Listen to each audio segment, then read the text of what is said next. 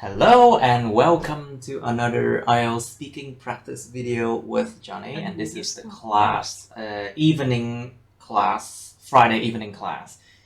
So class, are you ready for your speaking practice? Yes. You should be ready. Yeah, you should be ready now if you're here. Yes. Okay, let's do part 1.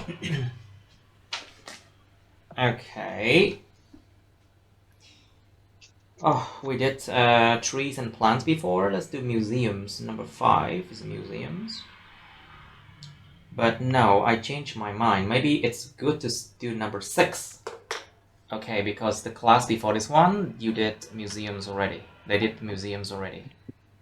So let's do number 6. Lớp trước mình làm museum rồi. Hôm bữa nay làm số 6 đi. Làm chủ đề số 6 đi. Taking a rest. Nghỉ ngơi.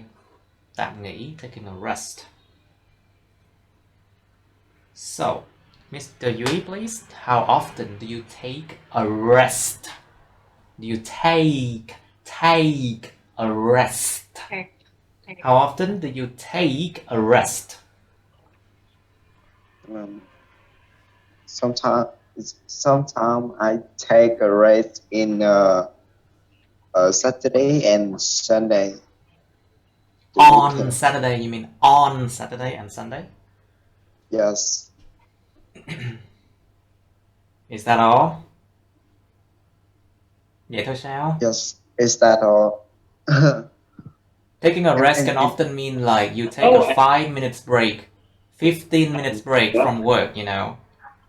It doesn't have to be like only weekend. Nó có thể là rest trong ngày, nghỉ 5 phút, 10 phút cũng được. And so basically, this is class that they study with me. So they are doing their regular speaking practice. So let's do part 1 of IELTS practice, shall we? Okay, so we did 42, 41, and 40 already. Wait, so what did you do? Where does sound coming from? What? Wait, where's that sound coming from? Ủa, cái giọng thầy nó đâu ra vậy? 39. Pets. Alright, let's do it now. Let's taking a rest. So Katie, please, how often do you take a rest? Yes, I take a rest. I usually take a rest in the morning. Make and take. Chứ không phải là make, take. I usually take a rest. I usually take a rest in the morning daily. Okay. I will take a coffee, milk coffee. I will take a cup of coffee. Yes, take a coffee, milk coffee. About coffee. 1 hour before I'm working. 1 hour before working. Okay, that's a good idea. How about milk tea? Yes. I would do milk tea, you know. No, I don't like milk tea. Oh, I see. I like Phúc Long. There you go. You like milk tea. Of course you do. Yeah. Anyway, so wait, please. Do you take a nap when you are taking your rest? Có ngủ không khi mà mình nghỉ ngơi chẳng hạn? Ngủ trưa khi mà nghỉ ngơi chẳng hạn. Do you take a nap when you're taking your rest? Like for example, about noon time, when you take your rest, do you take a nap? I work. If I What's that? work. Cái mạng bên Uyên tệ lắm luôn á. I think your internet is really bad. Yes. Today. I usually take a nap at better now. noon time. At noon time. Yeah. Can you say that again? Nói lại đi, please. I usually take a nap at a noon time. Oh, great. The internet is really, really bad today. I mean, my net is fine, but your internet might be very bad. I mean, Anyway, so Miss Uyên, how often do you take a rest? I'm so sorry about that. I think every day, because I usually work from 8 to 9 hours per day. So That's really a lot. I That's need a to lot. take a rest at least one time. At least once, yeah? I think every 45 minutes we are supposed to take a rest, you know. Không mà 45 phút là tập trung là không được, phải take a rest. I think about for every 45 minutes we need to take a rest, otherwise we cannot focus, you know. So normally it's that way. So Miss Nyalam, please. How long do you think people should take a nap? Or how long should a nap be? Maybe 1 hour, 2 hours, something like that? Maybe half an hour, something like that?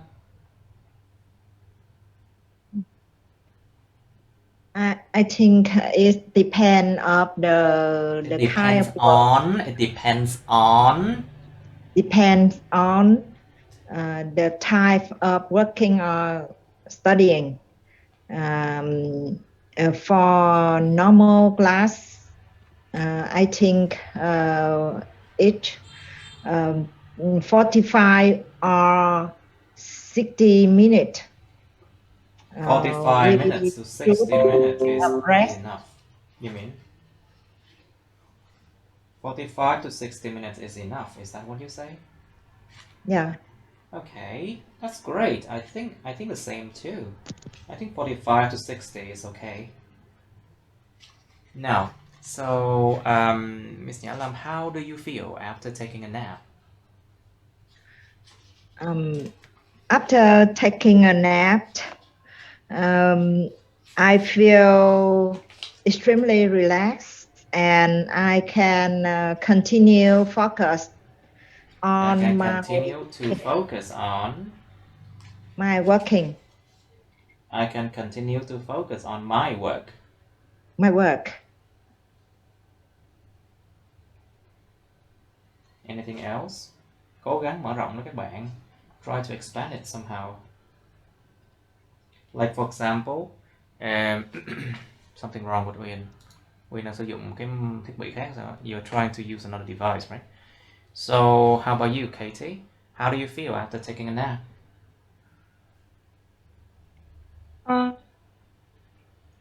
I'm often I often don't taking a nap. I often don't take naps, I see. Yeah. That's not a good habit, I don't you know. used to.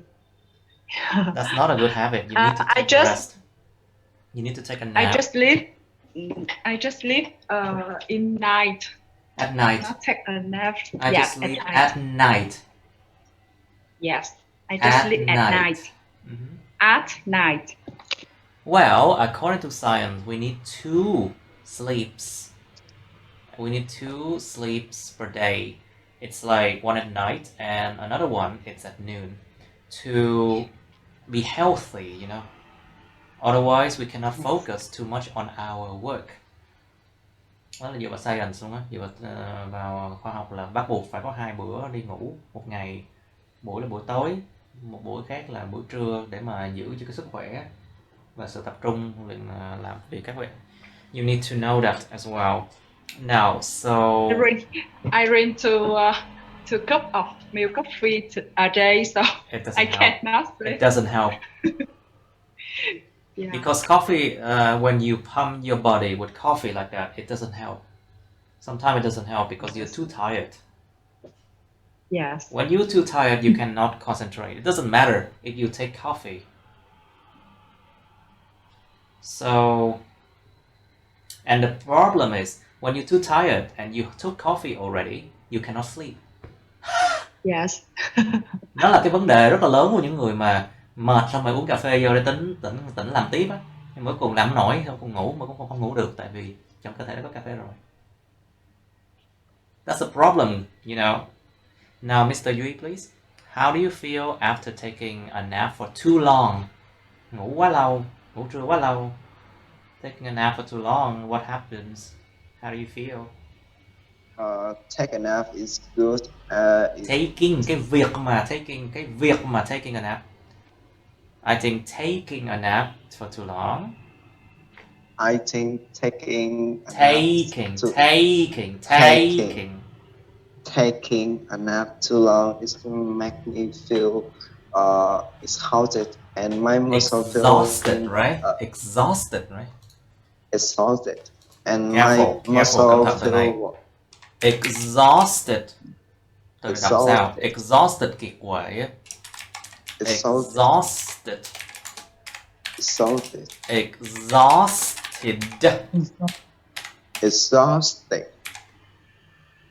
It makes you feel exhausted.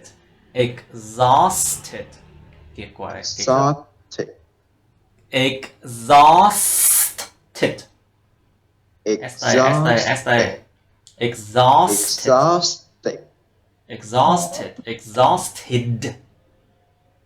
Exhausted. No, again. Exhausted. Nó chưa đúng với ID, nó là IC. Em đọc phải là ID mới đúng á. Exhausted.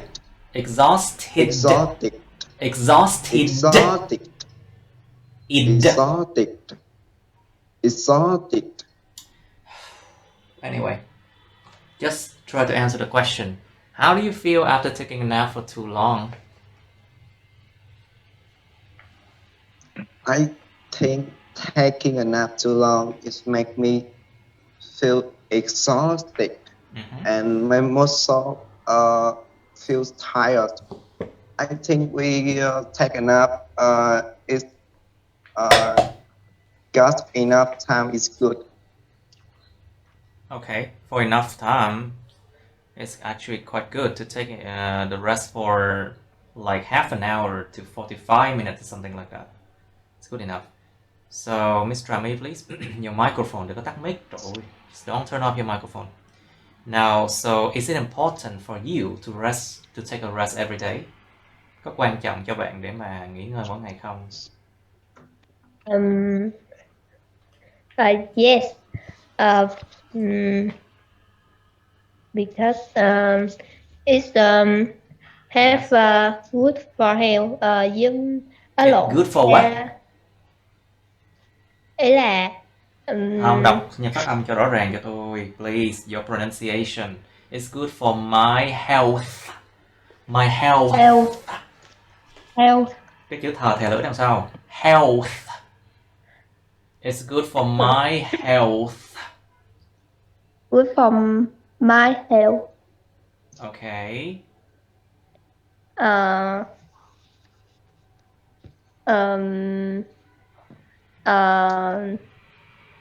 Enough energy. Energy. Yes. And enough energy. Okay.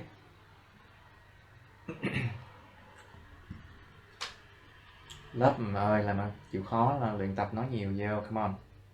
Now tell me please. So do you think people nowadays work too much?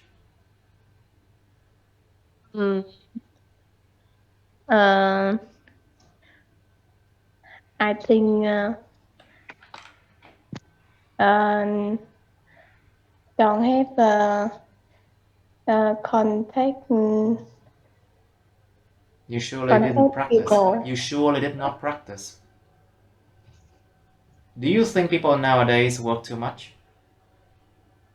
Try again. I think people will.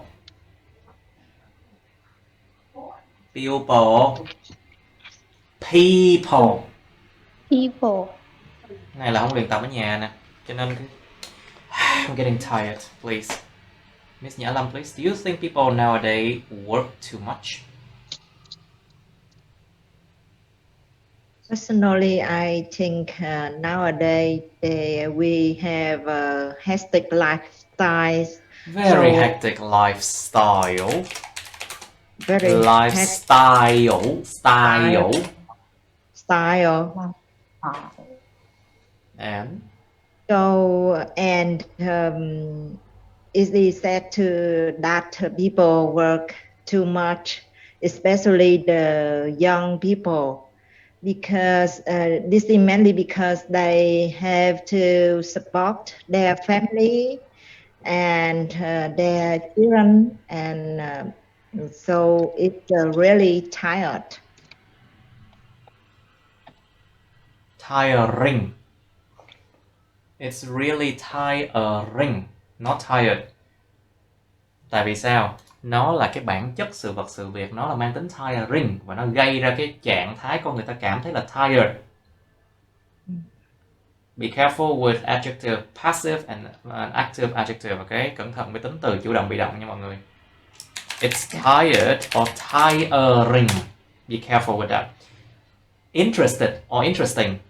Excited or exciting. Đó, mọi người cẩn thận. Please, Miss Nhã Lâm, can you say again? Nói lại câu đó đi, Miss. Can you? It's really tiring. It's really tiring. It's really tiring. Okay. Okay, so... Okay. Miss Uyên, do you think people nowadays work too much?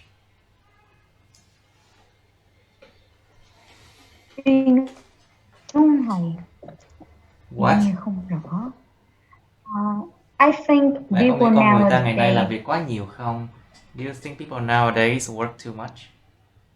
They have to run deadlines. Yes, I do. I think people nowadays work. I mean, don't Yes. have rest at noontime staff or anyone to take a nap or take a rest.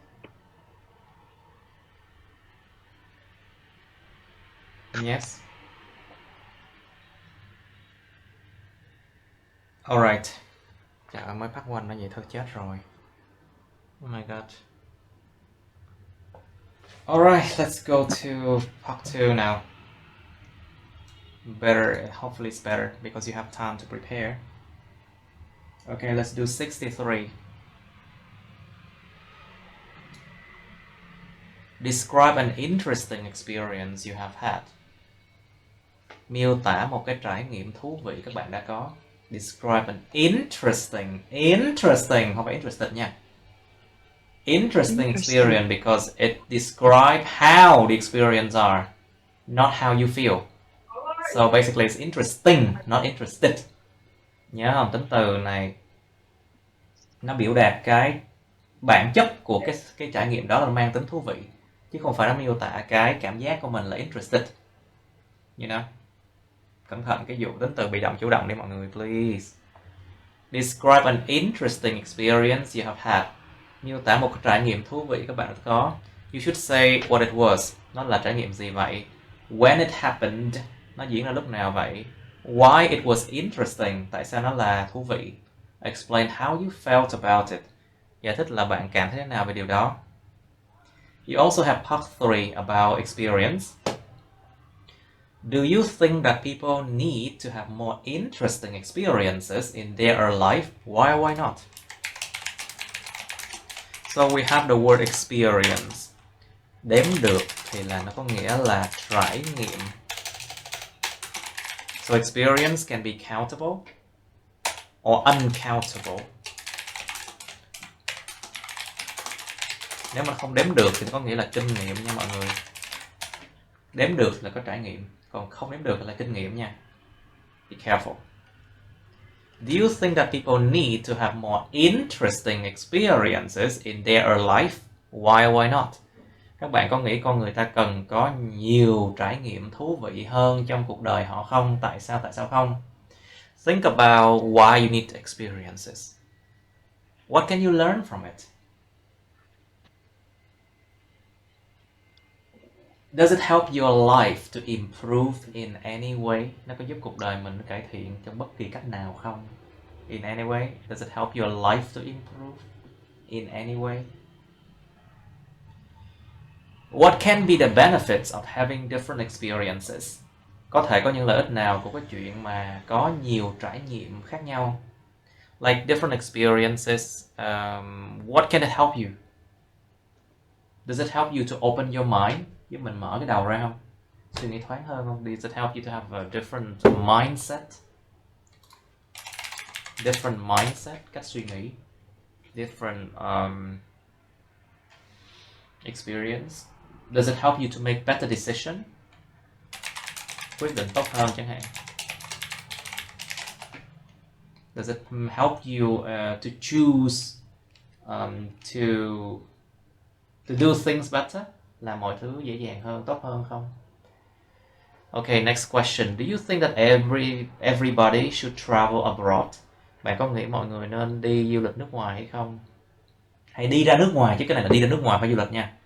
Travel abroad can mean just go out of your country. Đi ra khỏi đất nước bạn là travel abroad rồi. It can be travel abroad for, you know, just for traveling. Chỉ để đi lại thôi. Cái chuyện đi lại là traveling nha mọi người. Traveling means you just move, you know, from a place to another place. Chứ không có nghĩa là du lịch nha. Cái chữ travel là đi lại chứ không phải du lịch.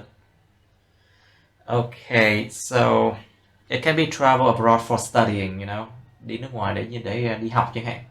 It can be travel abroad for working, để làm việc nước ngoài chẳng hạn. Or it can be traveling abroad to visit someone, để mà đi viếng thăm ai đó nước ngoài chẳng hạn.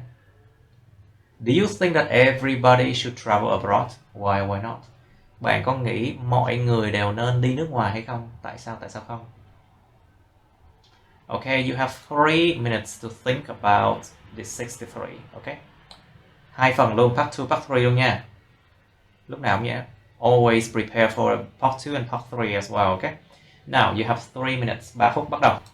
Okay. Mr. Yui, please. Describe an interesting experience you have had, please.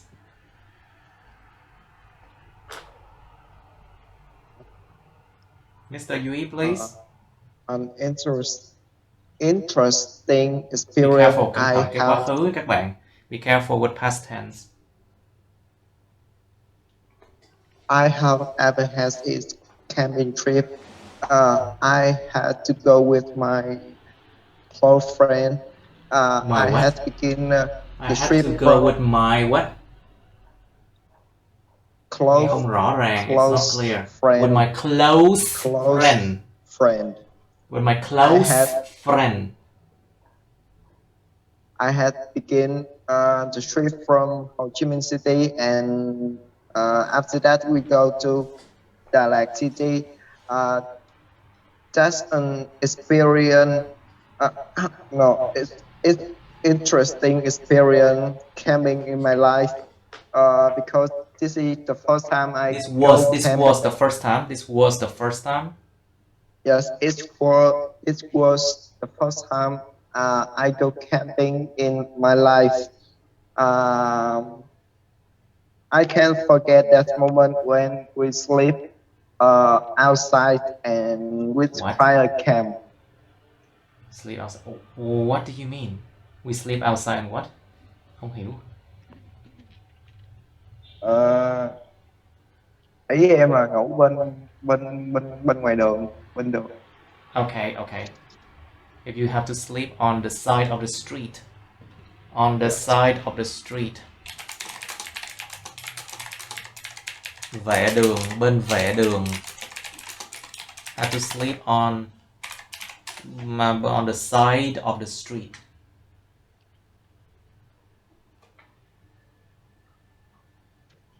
Please continue. Mr. Duy, please. Thôi thầy, em nghe không rõ. Tiếp đi, cứ tiếp đi nha. Yeah.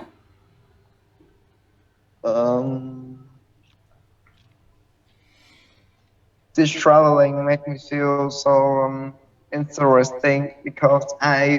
Well, do you feel interesting or interested? Interested. I feel interested because I feel interested in because we can discovery Dalat. We can discover Dalat. And I filling my plan. Because we could discover Dalat and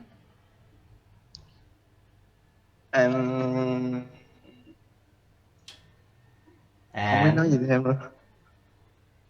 Okay, and we could discover Dalat and had an interesting experience.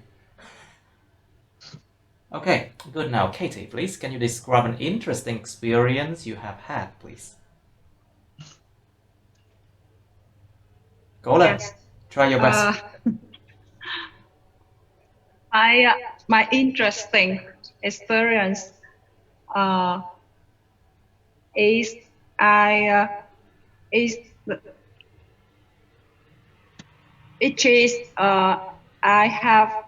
have a chance to travel. I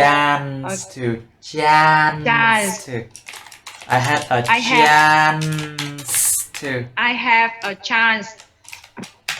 Một cái là chance, một cái là change, không? Cái này là change. Một cái là change, một cái là chance. Yes. Chance to change. I had a chance the chance to travel to Canada in October 2018. At October in 2019. Okay. 18. Yes. It's the first time I went to the big country. Wait, big? What do you mean big?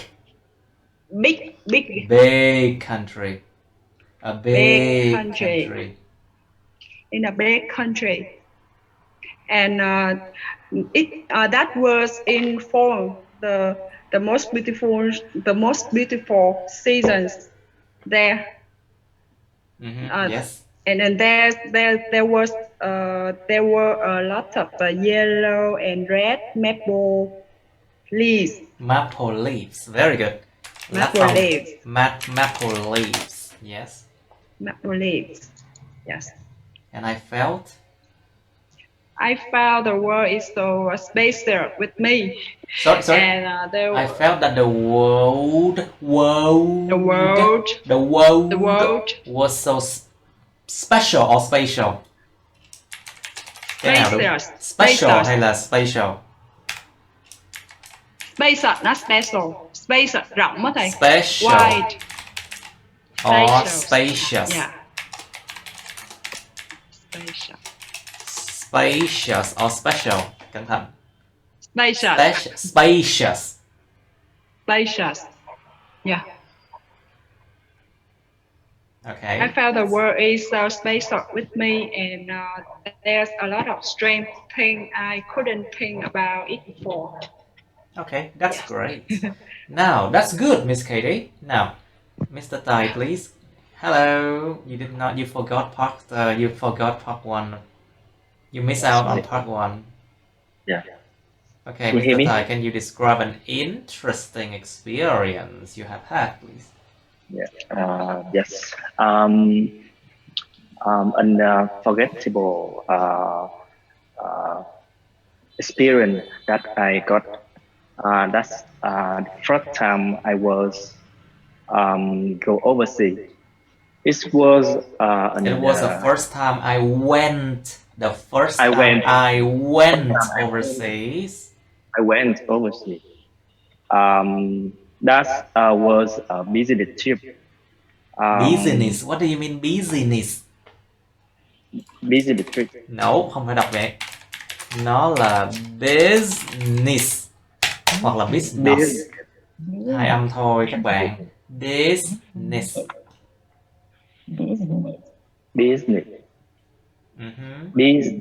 Business trip. Right. At 2015, I got promotion. Then my management sent me to Singapore branch for the who got a promotion class.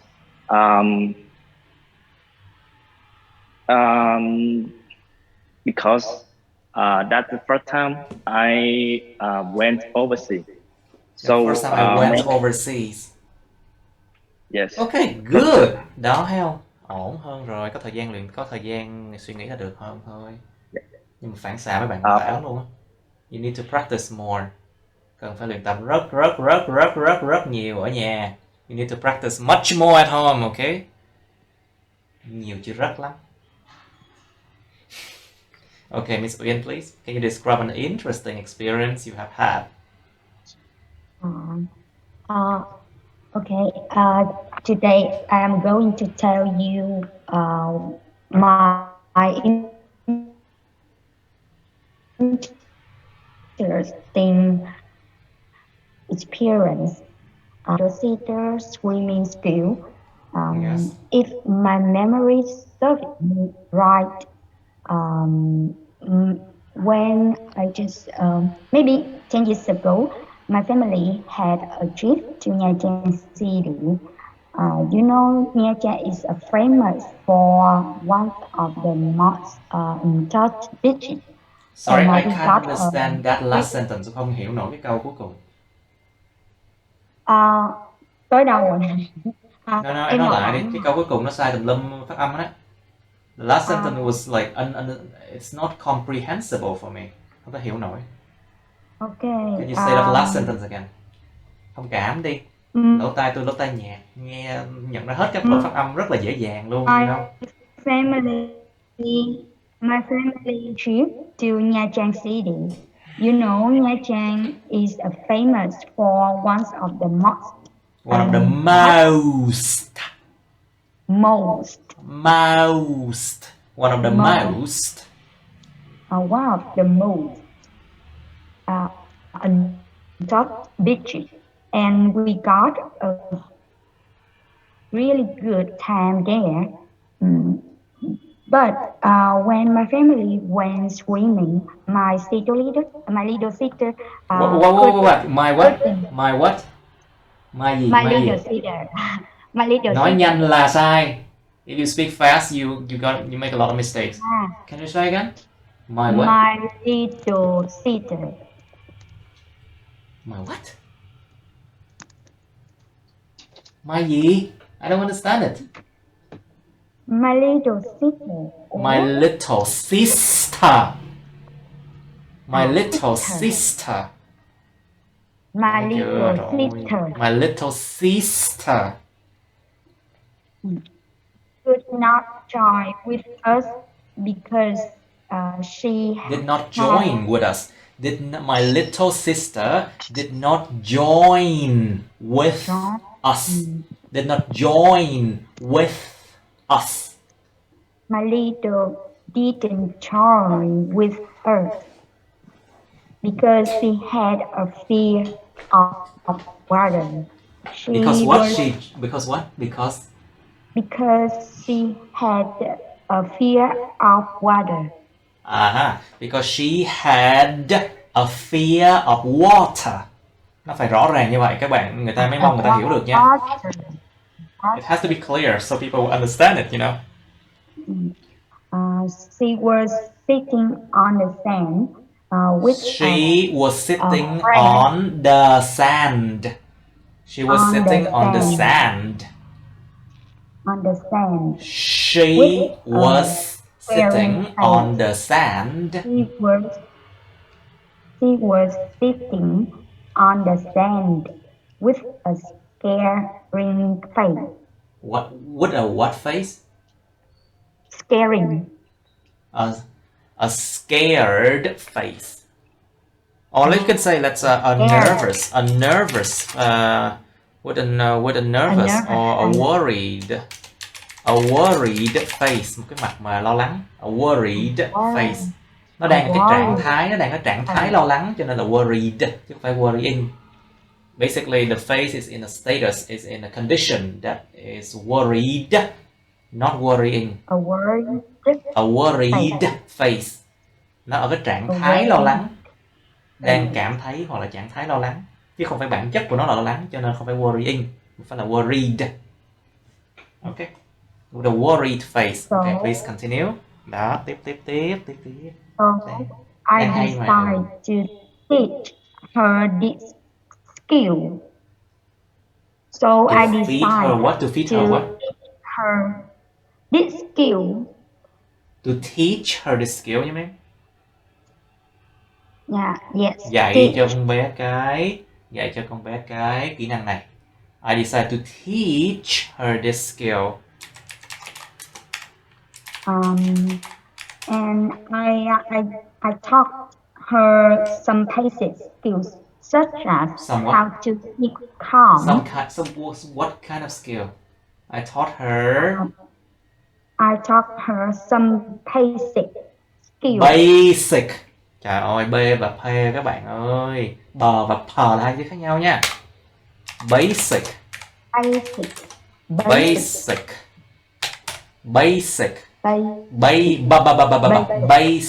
skills. Basic skills such as how to keep calm, how to breathe under the water. Sao thở được dưới nước hay vậy? She's not a fish, nó phải con cá mà thở dưới nước ta. Ủa? Không phải hả? Không, mà thực sự nói thiệt, người ta nói là thở dưới nước mà thực sự không phải là như vậy. Tại vì con người nó chỉ có nín thở hoặc là ngoi lên lấy nước thôi, chứ thực sự con người không thở dưới nước được đâu. Cho nên nói là thở dưới nước chứ thực sự không phải thở dưới nước. It's not actually breathe underwater, you know. Just how to swim and how to breathe. Just let's say how to swim and how to breathe. How to breathe. How to breathe. How to breathe. Breathe. How to breathe. Breathe.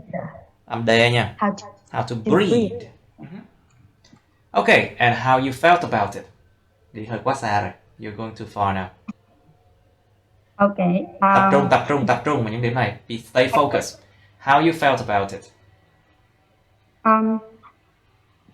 And finally, she make it.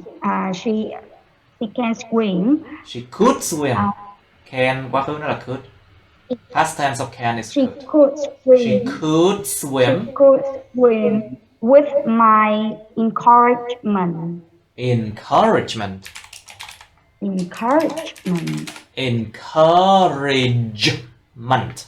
Encouragement. Encouragement.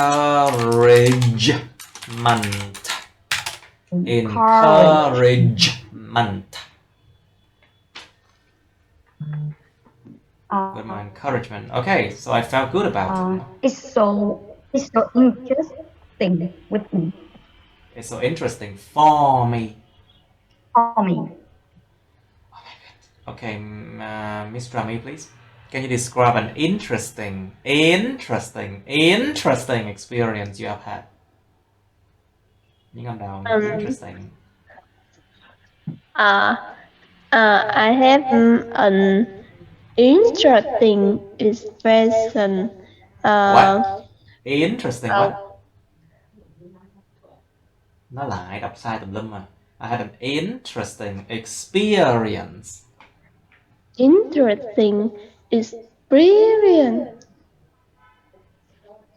Interesting experience. I had an interesting experience. I have an interesting experience. What? Experience là những âm 3 là sai rồi. Experience những âm 2. Experience. Experience.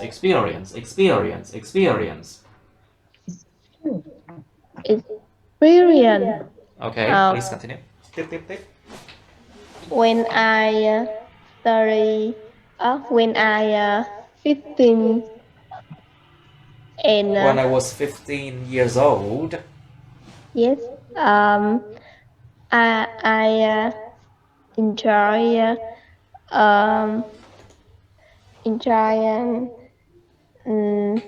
làm lồng đèn. Make lantern. I enjoy making lantern. Enjoy making Lantern. L-A-N. Lantern. T-E-R-N.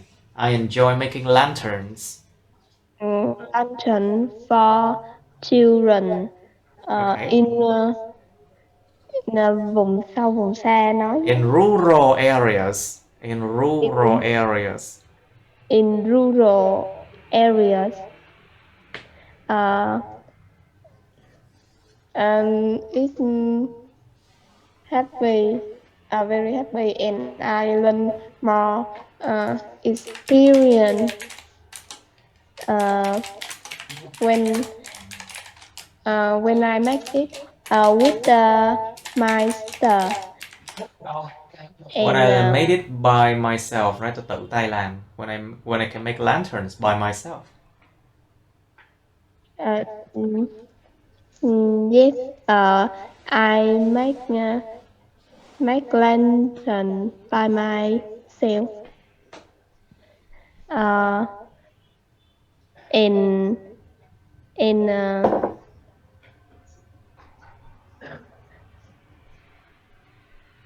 Yes. How you felt about it? I feel happy and learn more something. Okay, that's good. Now, Miss Nhã, please, can you describe an interesting experience you have had, please? I would like to talk about an interesting experience. Try to go directly into the question. Yeah. One of an interesting experience that I ever had. One of the interesting experience. Một trong những cái trải nghiệm thú vị của tôi. One of the interesting experience that I had was. Can you try that again? Nói lại đi. One of the most interesting experience I had was. One of the most interesting experience that Interesting experience. Interesting experience that I had was scuba diving during my latest holiday in Fort Worth, tourist destination city with many breathtaking beaches located. Wait. Từ nói quá nhanh. You're speaking too fast again. With a lot of breathtaking. Đẹp muốn nín thở. Lấy đi hơi thở. A lot of breathtaking scenery. Breathtaking scenery. Breathtaking scenery. Breathtaking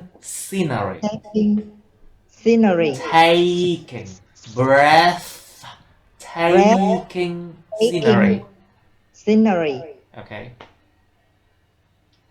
In South Vietnam.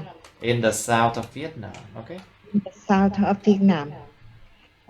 It happened about 3 years ago when we visited some Iceland. Islands. We visited some islands.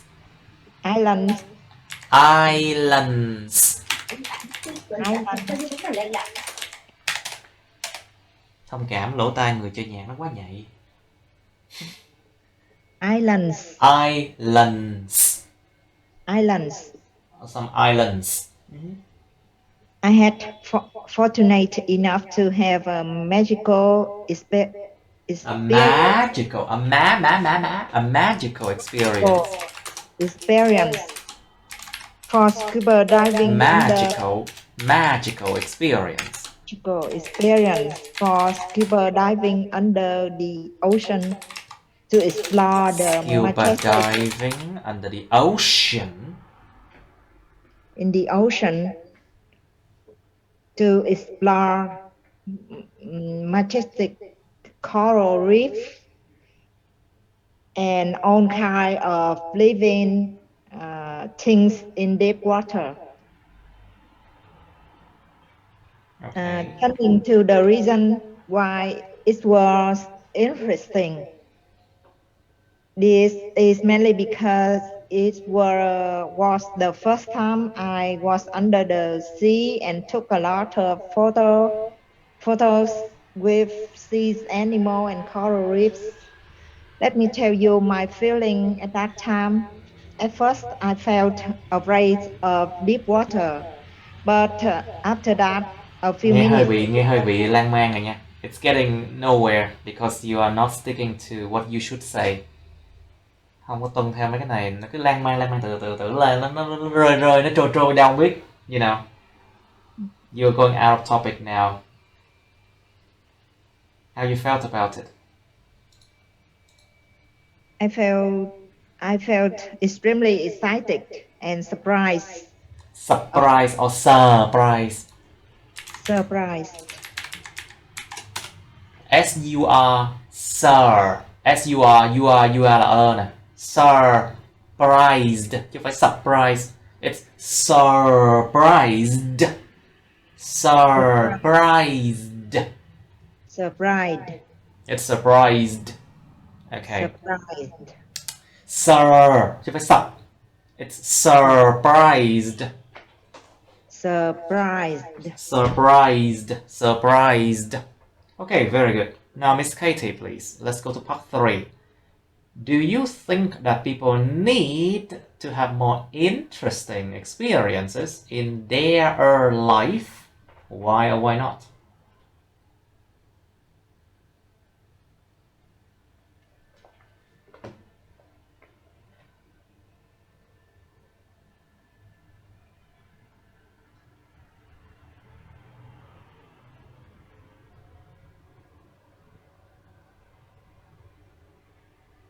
Hello? Katie, please, your microphone. Trời, mấy bạn có tắt mic gì vậy? Why you have to turn off your microphone now? Katie, please. Do you think that people need to have more interesting experiences in their life? Why not? Thầy ơi, thầy em có xíu việc, có thầy cho bạn khác xong thế em quay lại em nói. Sure, you can take a break now when you are busy. Now, Mr. Tai, please, do you think that people need to have more interesting experiences in their life? Why or why not? Yes, of course. So people should experience something new, interesting.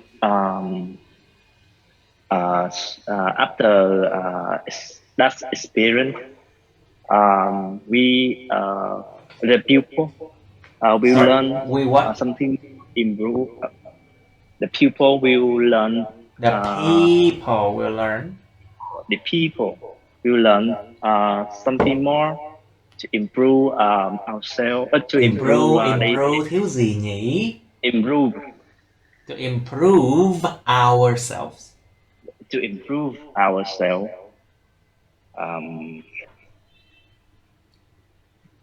And to travel abroad will open our eyes. Will open our eye, open our minds actually. Nó mở cái đầu mình chứ phải mở cái mắt mình. It's actually will open our minds thì đúng hơn. It actually open our minds. Yeah. We have opportunities to employ what we never seen or we never known before.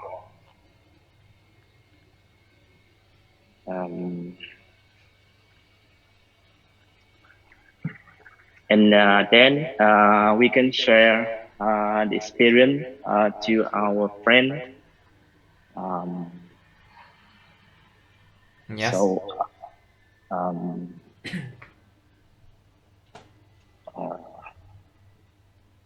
sorry, I have no ideas. Okay, that's good. That's good. That's good. Perfect. Okay. Miss Uyên, please. So, what can be the benefits of having different experience? Có nhiều trải nghiệm khác biệt, nó sẽ có những cái lợi ích gì không? even experience is good or maybe bad. However, when people Yes. Mày mang chơi mày. experience, Hey, it what's that? has lesson behind. Miss Uyên, can you continue, please? The important thing is people think that is a positive experience or not, Đang muốn mít. and how can they overcome obstacles if How can they overcome they what? have obstacle. Vật cản, chướng ngại vật. How can they overcome the obstacle? And Anything when else? people learn this benefit, when people learn these benefits of different people.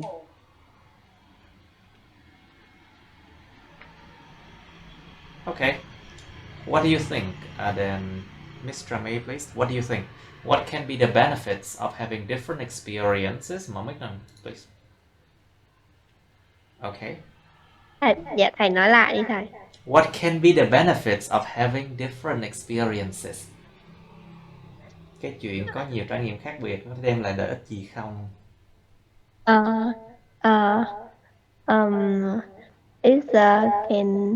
It can help me. No, it doesn't talk about you. Đừng nói về bản thân nha.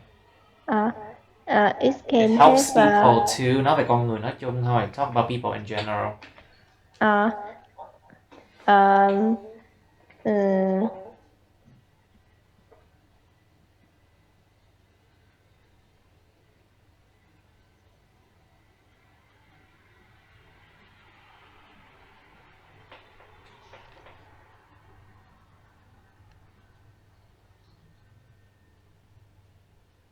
Yes, I'm listening.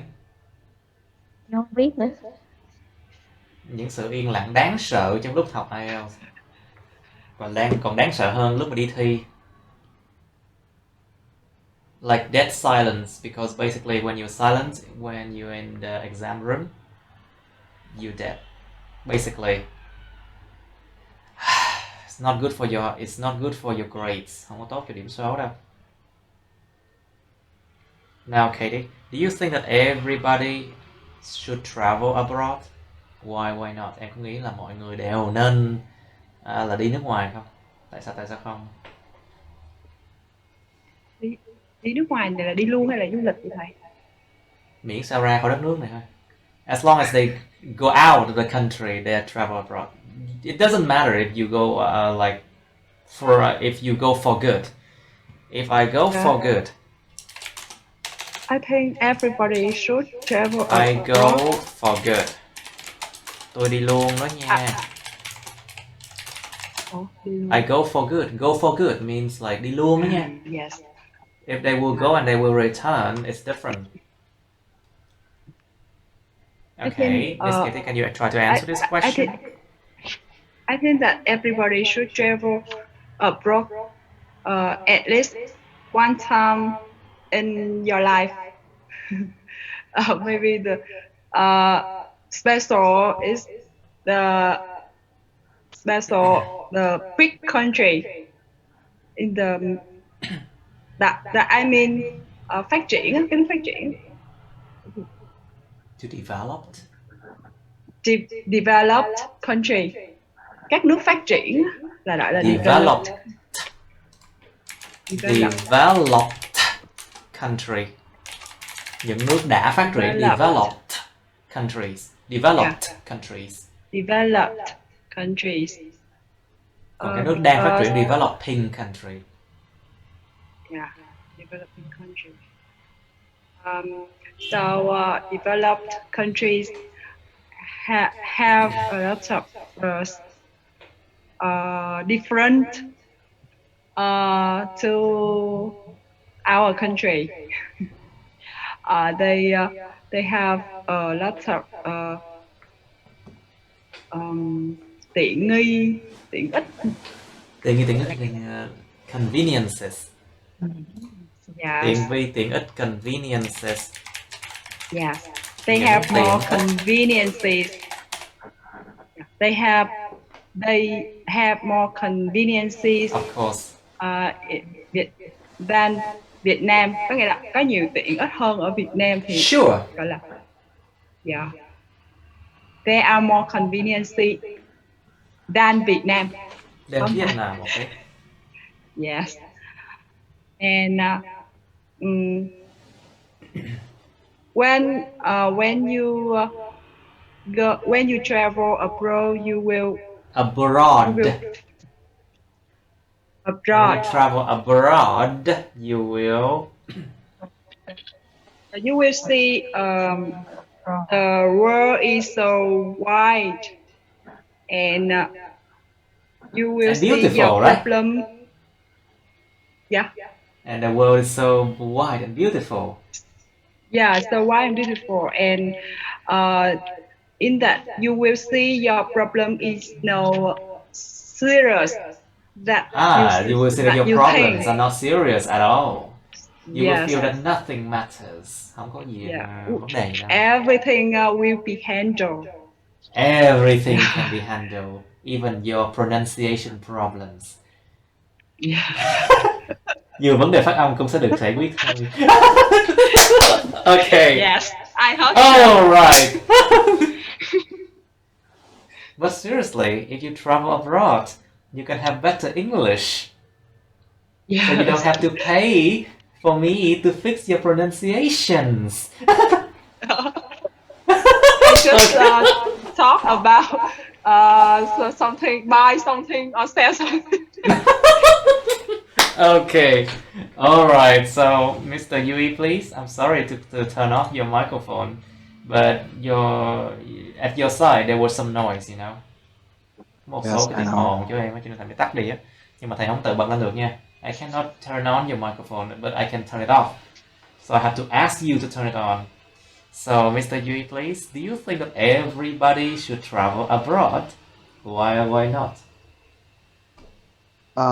I think everybody should travel abroad because the world is so big. It's so huge. We can learn something what can improve ourselves, like culture, nature,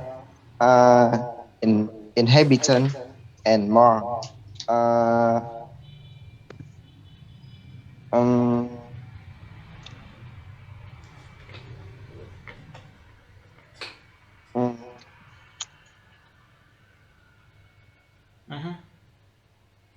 We can see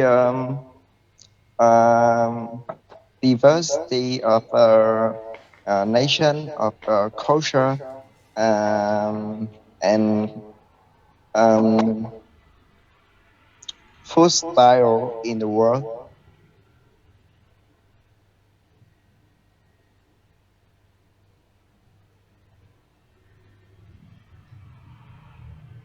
What else? Anything else? Đi thi mà thấy anything else thì biết cần phải điểm số có vấn đề đó. You know. Alright, Mr. Yui, think about it this way. What can you learn from the way people think and the way people behave? What can you learn from the way people work? Think about how people work in different countries. What can you learn from it? The way people carry out different tasks. Like, for example, how they solve problems. Do they take a lot of time to solve problems? What methods did they use to solve problems? Do they have to go through many people to solve a single problem? Có đi qua nhiều người để giải quyết một vấn đề đơn lẻ không? Okay, now I'll ask Ms. Nhã Lâm, please. So, do you think that everybody should travel abroad? Why or why not? Your microphone, please. Yeah. It's a difficult question. Of course, it's a difficult question. Đương nhiên là một câu hỏi thú vị rồi. For traveling abroad, yes, it costs a lot. So it depends on the economic of each person. Personally, I think if people have a budget, they should go abroad to widen their knowledge. Firstly, for improve foreign language. For improving foreign languages such as English or French or whatever. And secondly, they can learn something new in developing country. Okay, they can learn something new in developing countries. What news? Like for example. For example, ví dụ nhiều vô các bạn nó mới dạy ra được. Just give examples how people think, how people live, how people solve problems. Do they have anything interesting? For example, how they build the public transport system. System. The public transport system. Public transport system. Đọc từ từ các bạn. Slowly. Public transport system. Public transport system.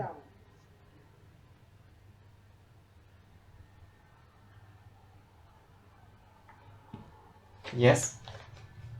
Please continue. Tiếp tục. Đang gây hấn. Đang gây cứng. Come on, it's hard. Come on. Public transport system. Yes, and then? To deal with traffic jams. Okay.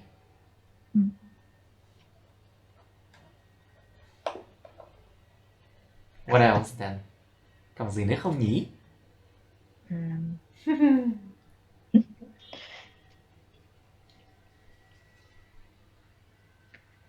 And the most interesting is the quality education. The quality of education, yes.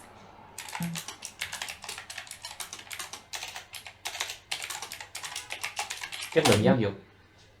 Are you sure about the quality of education? It depends, nó tùy nha. It depends. It depends whether you have strict teachers like me or not. It depends whether you have strict teachers like me or not. Đúng rồi, không gặp thầy khó sao giỏi. Yeah. Nước ngoài cũng tùy nước ngoài. It depends on places. Not you don't always have, good teachers, It's tough. Now, so Mr. Tai, please. Yes, I'm here. Do you think that people need to have more interesting experiences in their life? Why not? Ủa, câu này nãy hỏi rồi mà này. Giờ tôi hỏi lại được không? Can I ask you again? Okay, sorry. Try to answer better. Try to answer in a different way. Try to answer better, please. Yes, of course. Of course, everyone, people need to have more. Of course, interesting experience will make our improve ourselves, and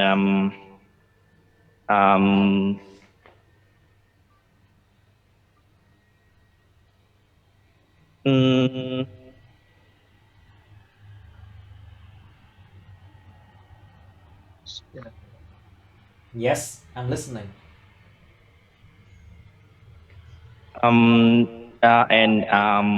We after that we have brought up, and then we can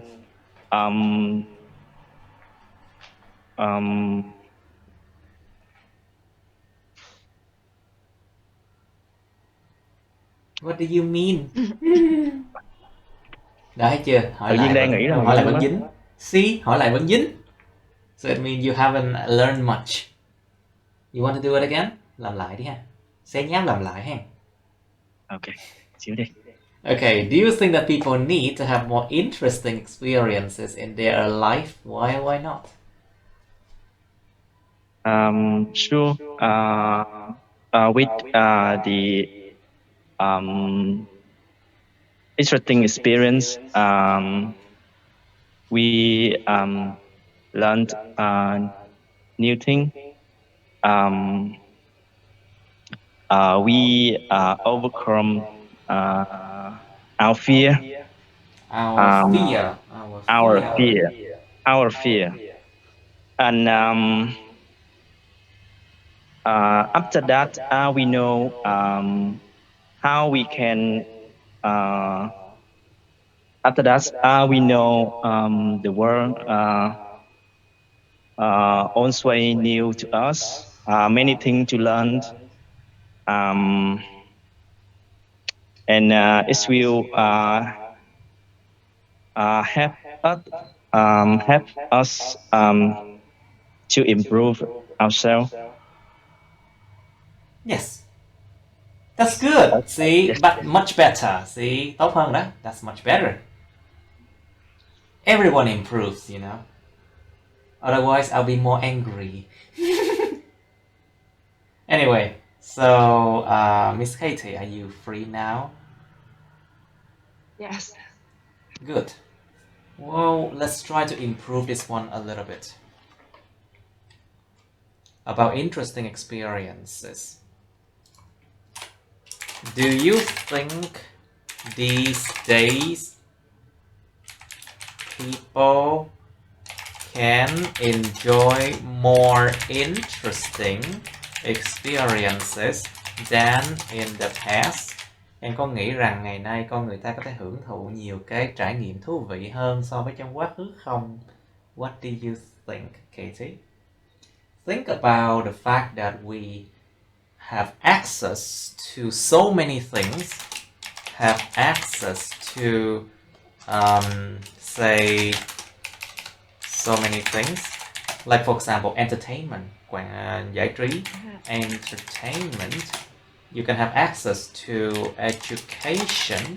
You can have access to online materials, những cái tài liệu trên mạng. You can have access to movies. You can have access to the internet.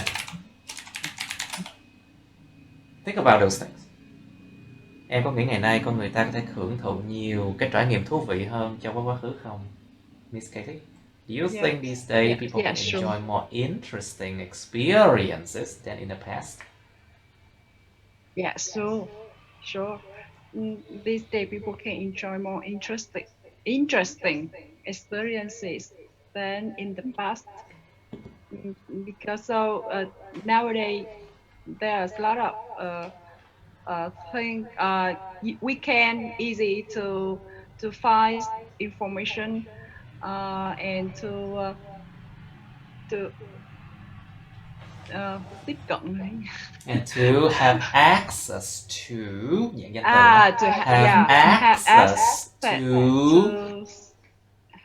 have access to so many things. Yes.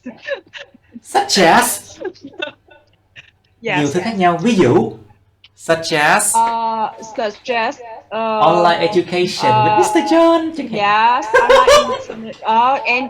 online traveling. Wait, có vụ online traveling nữa hả? Wait. Du lịch trên mạng. Ah, okay, of course, online traveling.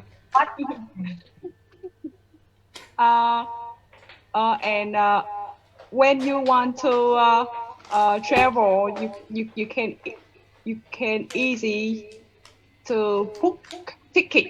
Book. No, hai chữ O là ư kéo dài. Book tickets. Book. You can book tickets. You can book tickets. Yeah, you can easy to book tickets, flight tickets, to go everywhere. The tickets, the flight tickets nowadays is I think easy. I think cheaper. It is cheaper than in the past. Than before. Yeah, and there's a lot of transportation convenience. Conveniences, yes. Conveniences. At a cheaper price than before. Yes. And then we have COVID-19. And then we have COVID-19. So maybe it depends. It depends. Thực sự học online ở mùa dịch là một cái trải nghiệm khá thú vị. Yeah, I think. Well, I think online learning during COVID-19 pandemic is an interesting experience, you know.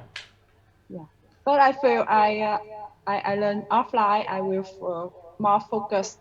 Oh really? Hên xui nha, hên xui. It depends, you know. If you learn online with me, I can make videos easily, and you can watch it again, and you can learn again and again and again. But then when you do offline study, you can only learn once.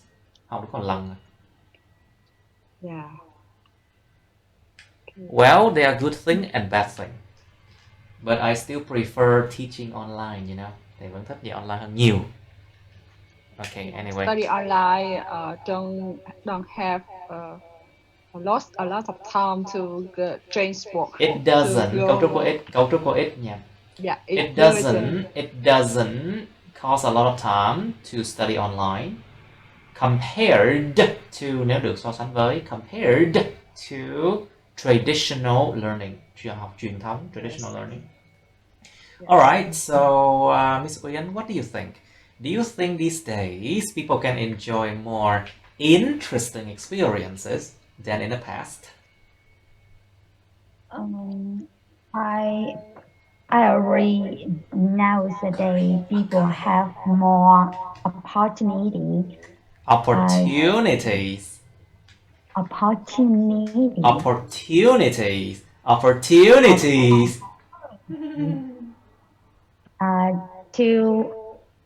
To have interesting experience. Then in the past, because we can learn a lot of on the internet. Not only we can learn a lot from the internet. Not only English, but also cooking music skills, presentation skills, cooking, project management, quản lý dự án, a lot of skills, you know. Cooking. Anything else? Yeah. Go lên. Anything else? And we don't. It's mean what? Independent. It's not easy to travel abroad, isn't it? These days, because of COVID. But don't worry, once it's over, you can travel. Okay, so Mr. Thai, please, what do you think? You think these days people can enjoy more interesting experiences than in the past? Yes. Today is that's because of internet. The development of internet, so everybody can connect the others connect with the others, connect to the others. Connect to the others. Yes. And so with the computer or the mobile device. So Mobile devices, yes. yes, so we easy to see many things new, to Learn many many things, things new. many Learn things many new. things new, yeah. Yes, and um, yes, as you said, in As I said before, yeah. What did I say? yes, yes, as you said before. So in the online education, so many things, Education. education, Edu. online education. So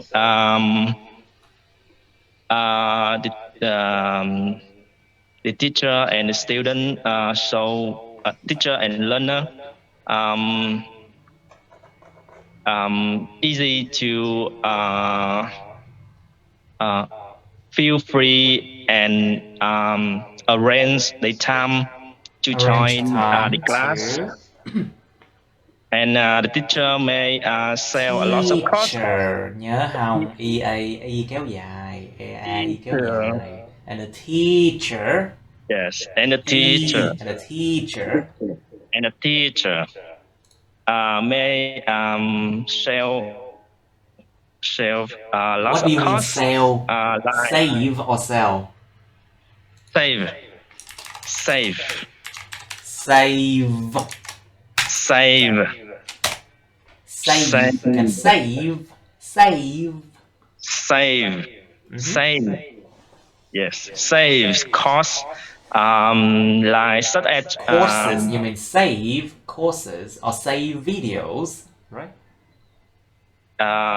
Tiết kiệm được chi phí. Can save the cost. Save the cost. Such as rent space for learner to come. Exactly. That's why my courses are cheaper, you know. Yes, like that. That's my meaning. Good. Good. All right, that's good enough for today. Cố gắng là mọi người. You need to try harder, okay? Cố gắng lên. Thành thật mà nói là cố gắng lên các bạn. Luyện tập mỗi ngày đi coi lại video nhiều lần. Luyện tập lại nhiều lần. You need to practice again, watch the video many times, try to repeat, you know. Otherwise, it won't work. Nếu mà không làm như vậy, nó sẽ không có work đâu, nó không có cải thiện đâu.